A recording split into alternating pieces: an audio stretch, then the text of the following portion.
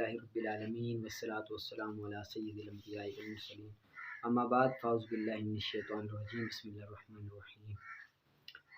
اگلی جو حدیث پاک ہے وہ حضرت ابو ہریرہ رضی اللہ تعالیٰ عنہ بیان کرتے ہیں کہ ایک مرتبہ ہم نبی اکرم صلی اللہ علیہ وآلہ وسلم کی خدمت میں حاضر ہوئے تھے۔ حاضرین میں حضرت ابو بکر، حضرت عمر رضی اللہ تعالیٰ عنہما بھی موجود تھے۔ اچانک نبی اکرم صلی اللہ علیہ وآلہ وسلم اٹھے اور ہمارے درمیان سے تشریف لے گئے۔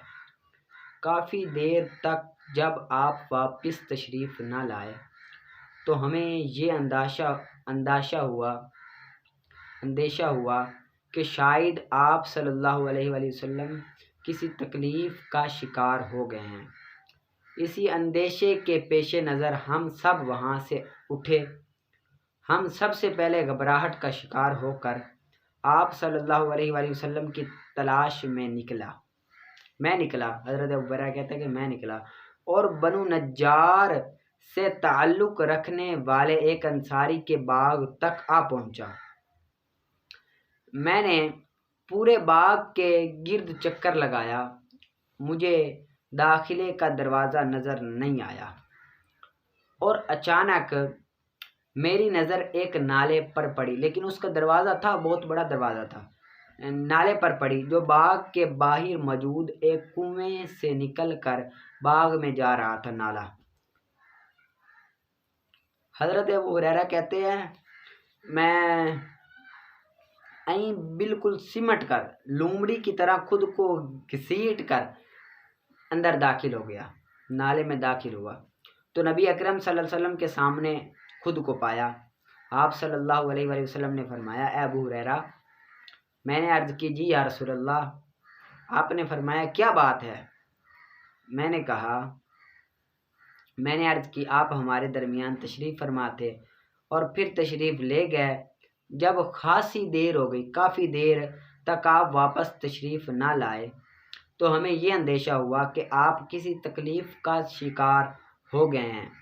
یہی سوچ کر میں وہاں سے اٹھا اور اس باغ تک آ پہنچا اور پھر لومڑی کی طرح خود کو گھسیٹ کر میں اس کے اندر پہنچا ہوں۔ دیگر حضرات بھی آپ صلی اللہ علیہ وآلہ وسلم کی تلاش میں مصروف ہے۔ آپ نے اپنے نالین شریفین مجھے دیتے ہوئے ارشاد فرمایا اے ابو ہریرہ، میرے یہ نالین لے جاؤ اور اس باغ سے باہر تمہیں جو بھی ایسا شخص ملے جو پورے یقین کے ساتھ اللہ تعالیٰ کی وحدانیت کا قائل ہو، اسے جنت کی خوشخبری دے دو۔ اس کے بعد انہوں نے پوری حدیث نقل کی۔ اس حدیث کو امام مسلم نے روایت کیا ہے۔ امام نووی علیہ رحمہ فرماتے ہیں الربی چھوٹی نہر یا نالی جس کی تفصیل ٹھیک ہے اور احتفظت را اور زا دونوں کے ساتھ مروی ہے اور اس کا معنی ہے میں سمٹ گیا یہاں تک کہ گزرنے یا داخل ہونے کے قابل ہو گیا۔ ٹھیک ہے، اب یہ حدیث اس طرح پھر وہ جب نالین لے کر جا رہے تھے تو ابو بکر عمر ملے، پھر انہوں نے واپس آپ کو بھیج دیا۔ اس طرح یہ حدیث پاک ہے، پوری حدیث پاک یہ آپ نے سنی تو ہوگی، مشہور ہوگی یہ حدیث، اس کو آپ نے اچھی طرح سے یاد کر لینا اچھی طرح سے۔ ٹھیک ہے، آگے نور الزا کا فصل فی شک کی نماز میں شک آ جائے تو بندہ کیا کرے؟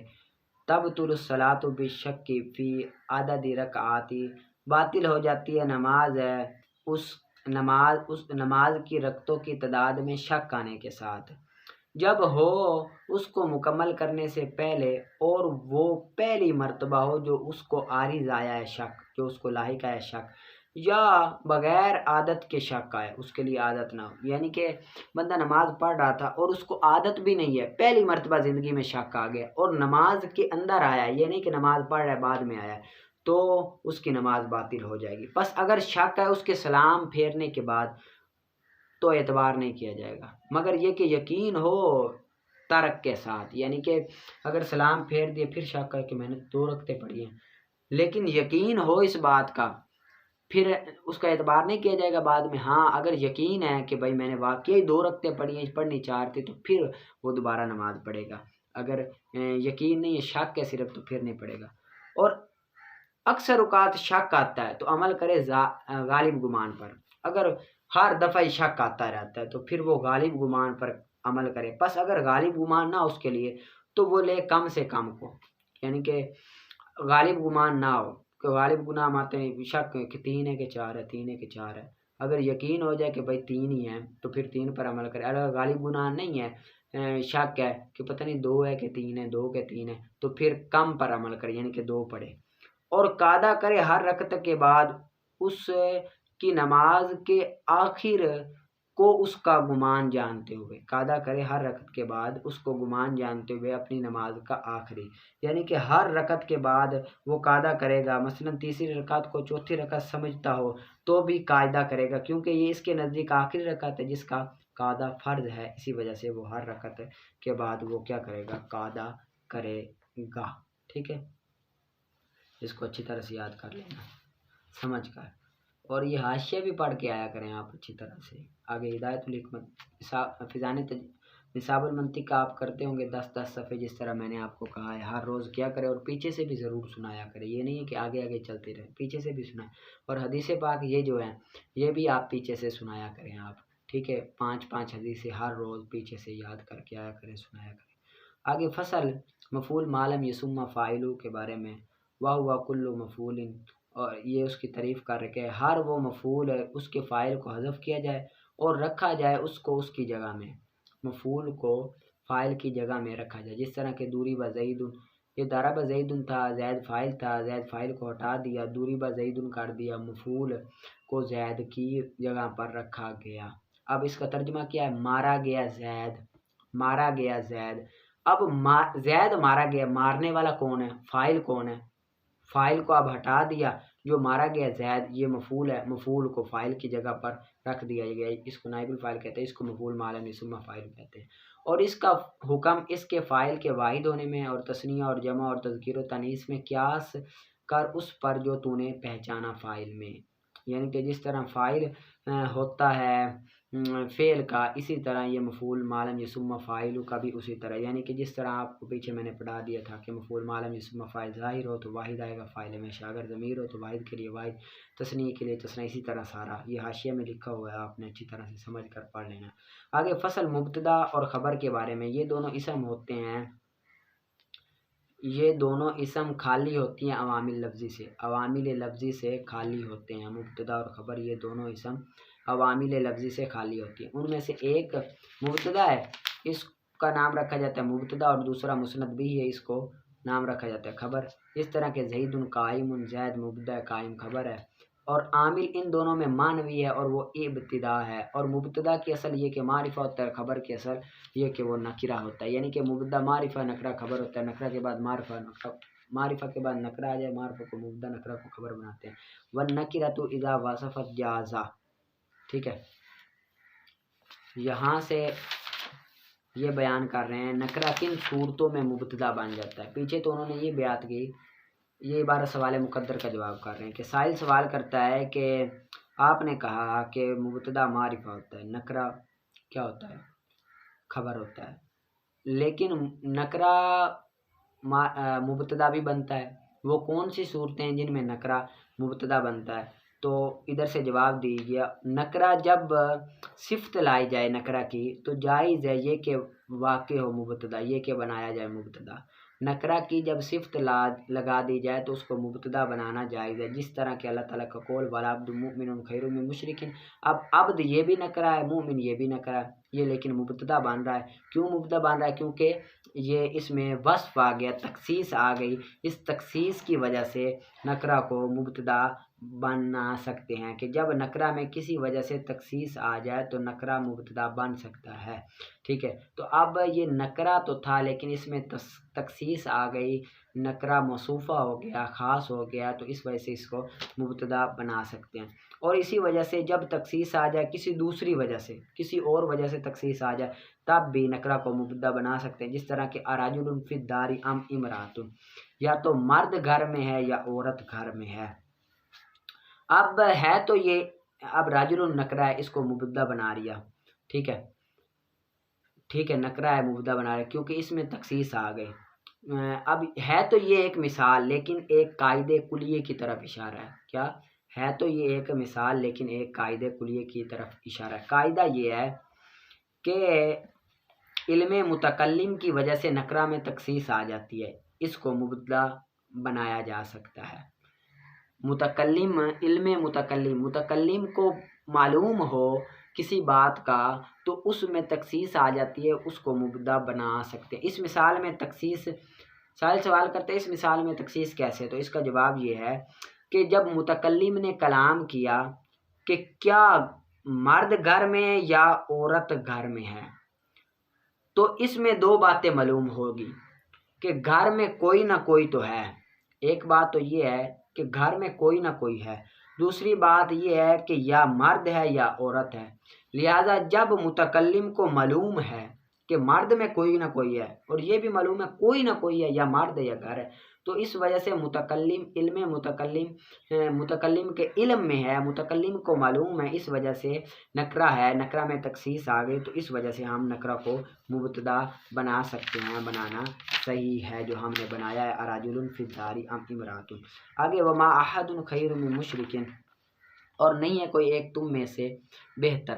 اب نکرہ جب تحت النفی واقع ہو تو اس میں تخصیص آ جاتی ہے، تو اس کو مبتدا بنانا جائز ہے. اب ما نفی ہے، احد یہ نکرہ ہے، نکرہ میں تحت النفی میں تخصیص آ گئی، اسی وجہ سے اس کو نکرہ مبتدا بنانا جائز ہے. اب سوال کرتا ہے کہ تخصیص کس طرح ہے، تخصیص کیسے آ جاتی ہے؟ تو اس کا جواب یہ ہے کیونکہ جب نکرہ تحت النفی واقع ہو تو وہ عموم اور استغراق پر دلالت کرتا ہے، عموم پر اور استغراق پر دلالت کرتا ہے، اور عموم اور استغراق کی وجہ سے وہ فرد واحد کے حکم میں ہو جاتا ہے، اس لیے اس میں تخصیص آ جاتی ہے. جب نکرہ تحت النفی واقع ہو تو وہ عموم اور استغراق پر دلالت کرتا ہے، اور عموم اور استغراق کی وجہ سے وہ فرد واحد کے حکم میں ہوتا ہے، اس وجہ سے اس میں تخصیص آ جاتی ہے. اب نہیں ہے کوئی ایک تم میں بہتر، کوئی ایک، کوئی بھی ایک، عموم ہے نا، تمام کے تمام، کوئی بھی ایک بہتر نہیں ہے. ٹھیک ہے، کوئی بھی ایک عموم ہے، تو اس وجہ سے اس کو نکرہ بنانا جائز ہے. ٹھیک ہے. آگے شر احر ذا ناب، اس مثال میں جب نکرہ کی صفت محذوف ہو تو مبتدا بنانا صحیح ہے، اس میں تخصیص آ جاتی ہے.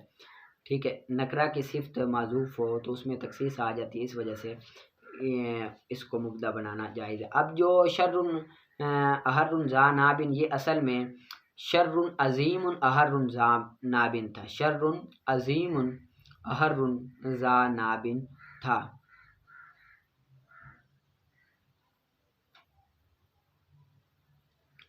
اب عظیم شر کی صفت معذوف ہے، اس وجہ سے اس میں کیا آ گئی؟ تخصیص آ گئی، اس نکرہ بنانا جائز ہے. عظیم ہے شر کے جن کے دو ناخنوں والوں کو پھاڑ دیا، بلی دو ناخنوں والے ہے. ٹھیک ہے. وہ فی الدار رجل، اب یہاں پر رجل کو نکرہ بنایا، مبتدا بنایا، کیوں؟ خبر مقدم اور مبتدا مؤخر ہے. اب تقدیم خبر کی وجہ سے نکرہ میں تخصیص آ جاتی ہے، اس وجہ سے اس کو مبتدا بنانا جائز ہے. تقدیم خبر کو مقدم کیا، اسی وجہ سے اس میں تخصیص آیا. سائل سوال کرتا ہے تخصیص کیسے آئے، تخصیص کیسے آئے؟ تو اس کا جواب یہ ہے کہ متکلم جب خبر کا تلفظ کرے گا، متکلم جب خبر کا تلفظ کرے گا فی الداری، تو سامع کے ذہن میں آ جائے کہ گھر میں وہی چیز موجود ہے جو اس میں موجود ہونے کی صلاحیت رکھتی ہے، اس میں موجود ہونے کی صلاحیت رکھتی ہے، کیونکہ جو اشیاء ہوتی ہیں، چیزیں ہوتی ہیں، برتن وغیرہ، وہ تو عموماً گھر میں ہوتی ہے. ٹھیک ہے. تو جب فی الداری کہا تو اس سے دوسری چیزیں نکل جائیں گی، سورج، پہاڑ نکل گیا اور اس میں تخصیص آ گئی، لہذا مبتدا بنانا درست ہے، یعنی کہ نکرہ کے تلفظ سے پہلے مبتدا بنانا درست ہے.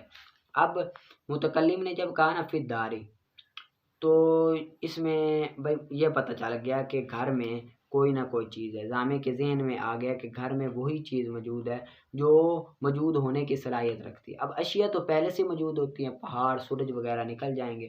جب مرد کہا تو یہ سب خارج ہو جائے گی، یعنی کہ نکرہ کے تلفظ سے پہلے ہی تخصیص آ گئی تھی، پہلے ہی خاص ہو گیا تھا کہ گھر میں کوئی ایسی چیز موجود ہے، کوئی جو موجود ہونے کی صلاحیت رکھتی ہے، تو اس وجہ سے اس نکرہ کو کیا بنایا، ہم نے مبتدا بنا دیا۔ ٹھیک ہے، اس کو آپ نے یاد کر لینا، آگے پھر تو ایک مثال لیتی ہے، اس کو آگے سمجھا دوں گا، اس کو لیکن اچھی طرح سے آپ نے محنت کر کے یاد کر لینا اور حدیث پاک کو بھی یاد کر لینا۔ ٹھیک ہے، پڑھا سنا